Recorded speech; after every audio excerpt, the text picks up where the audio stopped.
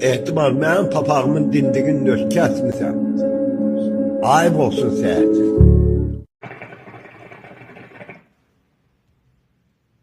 Əzizlərsə, bu iki gündə Oktay'ın proqramına düşmək istəyirsinizsə, gəlin burada qəlyan çəkin.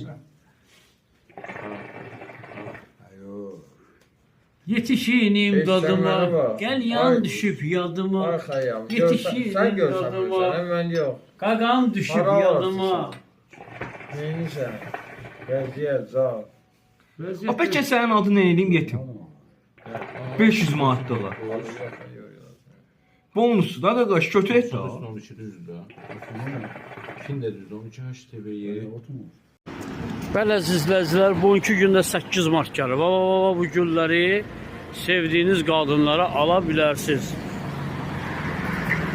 Bu gülləri gəlib almaq istəyən baxın qiymətlərinə. Qaraçuxurda da Arazın yanındadır.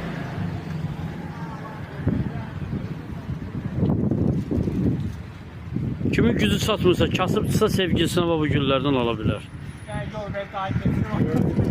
Buyur dayı, buyur boşuna dedim. Koy, reklam eləyək də. Keçən eləyir deyə buyur adam tapamıyor. Bazarmıdır. Nə vaxt lazım olsa denənmə dayı reklam eləyim. Qadan alam, gedə bilər indi. O bu Hə. deyil hələ. Bəli, əzizlərcə, hər bir insan bu buyurub gəlib.